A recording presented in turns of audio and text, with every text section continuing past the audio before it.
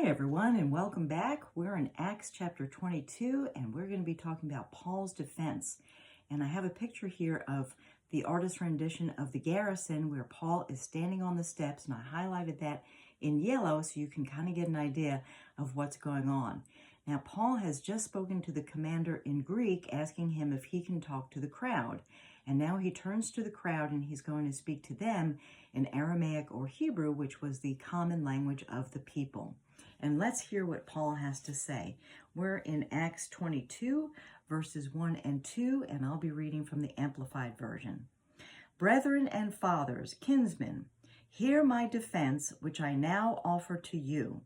When they heard that he was addressing them in the Hebrew dialect, they became even more quiet, and he continued. Now, before we hear Paul's defense, this phrase that he uses, hear my defense, is actually literally means listen to my soul's outburst. So Paul is very passionate about what he's about to tell the crowd. Now, let's remember that in the Middle East, Assyria and Babylon, Aramaic was the language of the people, and then Greek and Latin were also spoken, but that was more a dialect of the higher ups or the Roman Empire, if you will. All right, now Paul is about to give his testimony. Now, what is a good testimony? Well, the first thing you have to do is you have to take note of your audience, who's listening to you. And then you have to find that common ground. What do we have in common? What do I have in common with my audience? And once you find that, then you have them in your hand. And that's what Paul does. Let's look at verses 3 through 5 and see if you can find the parts that Paul identifies where he has something in common with the crowd. Then Paul said, I am a Jew, born in Tarsus, a city in Cilicia, and I was brought up and educated here in Jerusalem under Gamaliel. As his student, I was carefully trained in our Jewish laws and customs. I became very zealous to honor God in everything I did, just like you all are today. And I persecuted the followers of the way, hounding some to death, arresting both men and women, and throwing them in prison. The high priest and the whole council of elders can testify that this is so. For I received letters from them to our Jewish brothers in Damascus, authorizing me to bring the followers of the way from there to Jerusalem in chains to be punished. So what did Paul identify as the common denominators that they had? Well, they're all Jews. He knows the laws and customs. He also persecuted the way. And violence came from wanting to please God, which is the same thing this crowd is doing.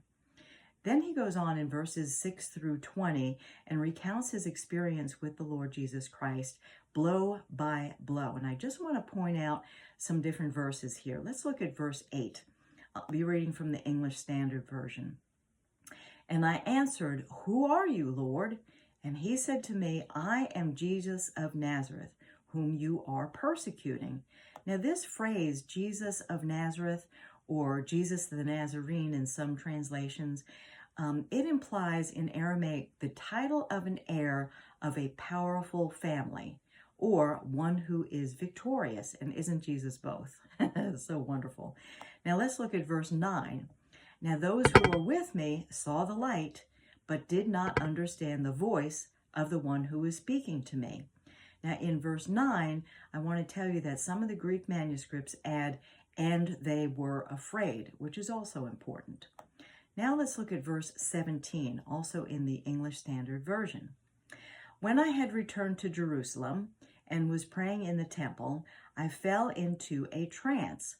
Now, this trance that Paul fell into, it literally means that he was taken to another place, another state, or another realm. And some of you might have had that experience. I have had that experience when I'm deep in prayer for someone, and it's usually a life or death situation. To this point, the audience is listening attentively. However, when he gets to our verse 21 in our Bibles, something changes. There's a shift in the audience. And so you see if you can figure out what the shift is, what changes their attitude. Verse 21. Then he, the Lord, said to me, Go at once, for I am sending you to preach to the non-Jewish nations, or in Aramaic, it would mean the faraway nations, the Gentiles. And you can also see that in Romans 11, verse 13. Then in verse 22, the crowd listened until Paul said that word. Then they all began to shout, Away with such a fellow! He is not fit to live. Well, what word or words did Paul say to infuriate the crowd? It was the non-Jews or Gentiles that Paul was talking about. Now, let's look at verse 23 and 24 in the Amplified. As they were shouting and throwing off their coats, getting ready to stone Paul and tossing dust up into the air, expressing their anger, the commander ordered him to be brought into the barracks, stating that he was to be interrogated with a whip in order to learn what the people were shouting against him that way. Now, this seems like a really harsh reaction, don't you think? The commander is going to beat the living daylights out of you until you tell the truth. But why do you think the commander would have this kind of reaction? Well, number one, the commander may not know Aramaic or the Hebrew language, so he doesn't understand what Paul is saying to the crowd. Number two, it's his job to keep the peace. And he's got a riot going on, and he doesn't want that. He wants to keep the peace. Paul is the problem here, is what he's thinking. So the quicker we get rid of this guy, the quicker we'll have peace in this part of the country again. And then also think about what the commander said to Paul when he first met him. Aren't you the guy who, and he started accusing him of being somebody else. So he doesn't really know who Paul is, and Paul hasn't given him enough evidence to satisfy him. So let's see what happens next. Verse 25 in the Amplified. But when they had stretched him out with the leather straps in preparation for the whip, Paul said to the centurion who was standing by, Is it legal for you to whip a man who is a Roman citizen and uncondemned, or that means without a trial? Is it legal? No, it is not even in Rome. So, and stretching him out means that they put him between two pillars, which were used and probably pretty bloodied. And what they would do is they would stretch your arms out, they would stretch your legs out, and you would be tied to those pillars. And then they would strip your clothes off and proceed to whip you until they got whatever they wanted out of you. Now, where have we seen this kind of scenario with Paul, and actually it was Paul and Silas at the time, before? Well, if you remember in Acts chapter 16, it was with the Philippian jailer. So now the captain who was over the soldiers and was ordering this procedure, he stops everything. He hears what Paul says. He stops everything. He goes to his commander. So we have the commander, we have the captain, we have the soldiers, and we have Paul. All right. So why is this a big deal? Why are they stopping everything? Well, the answer is found when we study chapter 16, rights and privileges of citizenship.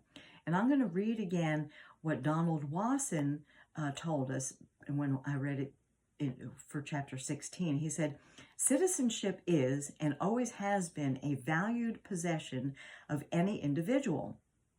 When one studies the majority of ancient empires, one finds that the concept of citizenship in any form was non-existent.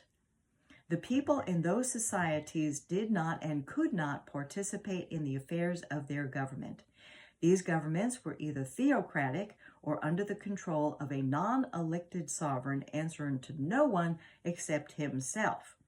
There was no representative body in the elected officials. The Athenians were among the first societies to have anything remotely close to our present-day concept of citizenship. Later, the Romans, which we're studying now, created a system of government that sought the participation of its citizenry. Every citizen, women excluded, shared fully in all the governmental activities with all of its rights, privileges, and responsibilities. It should be noted that Roman women were considered citizens, however, they had few, if any, legal rights. Now we continue with verse 27. The commander comes to Paul and asks him, Tell me the truth. Are you a Roman citizen? Now, why would he put it that way? Well, the punishment for lying and claiming to be a Roman citizen was death by torture. They continue in verse 28. Paul replies, yes, I am. The commander said, I had to purchase my citizenship with a great sum of money. And Paul replied, I was born a citizen.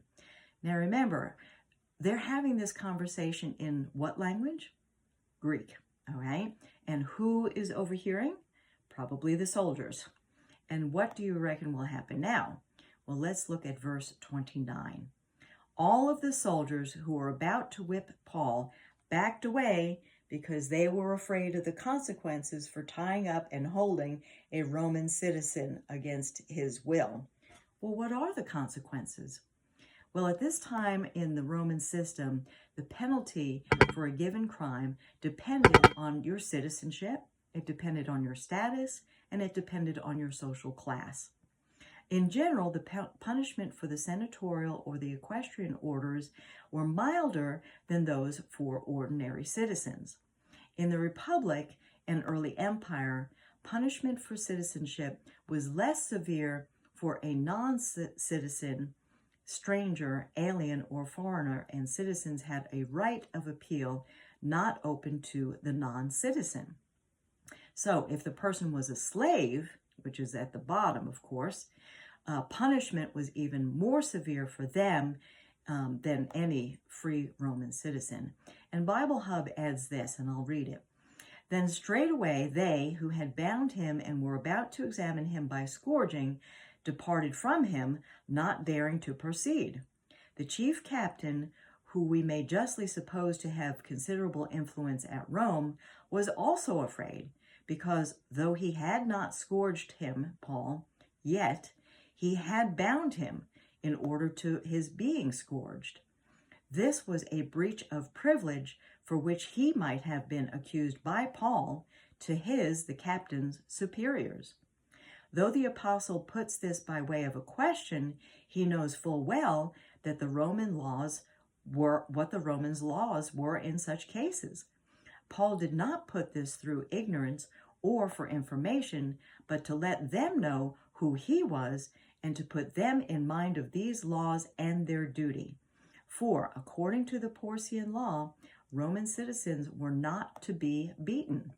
And according to the Valerian law, it was not lawful for magistrates to condemn a Roman citizen without hearing the cause, and pleading it in such condemned persons might appeal to the populace. Now, the Valerian and Porcian laws were Roman laws passed between 509 BC and 184 BC. And you understand the timeline, Jesus is 0, and so the old numbers are here going less towards 0, and then after Jesus, they, 1, 2, 3, and they go more.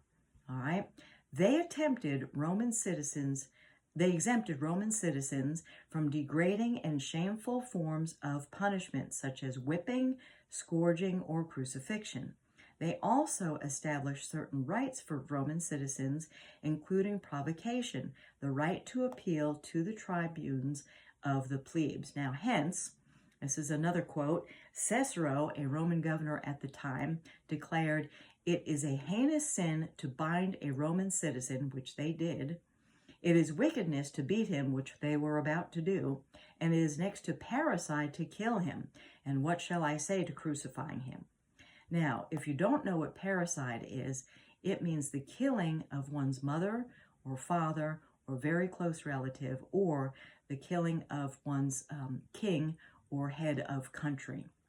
Now, in some cases, I read that the Roman citizen who was taken, like Paul was, and abused, they could turn around and get justice for this, and the crime that they were about to be beaten for could turn on the soldiers themselves who were about to do the beating. So it's very, very important to know the background when we're reading the Roman government, the Roman laws, and why would he do such a thing. Now let's go to verse 30. The next day, the commander ordered that the high priest and the supreme Jewish council, or the Sanhedrin, be convened because he wanted to find out exactly why the Jews were accusing Paul. So he had him, Paul, untied and brought out to stand before them all. Well, we have another cliffhanger here, but I want to leave you with these questions. Why do you suppose that the commander wanted to take Paul to the Sanhedrin? And what do you think is going to happen to the military personnel who illegally bound Paul? Well, that's all the time we have for today. I hope you'll join us next time when we'll find out the answers to those questions. You have a blessed day. Goodbye for now, and thank you for joining me.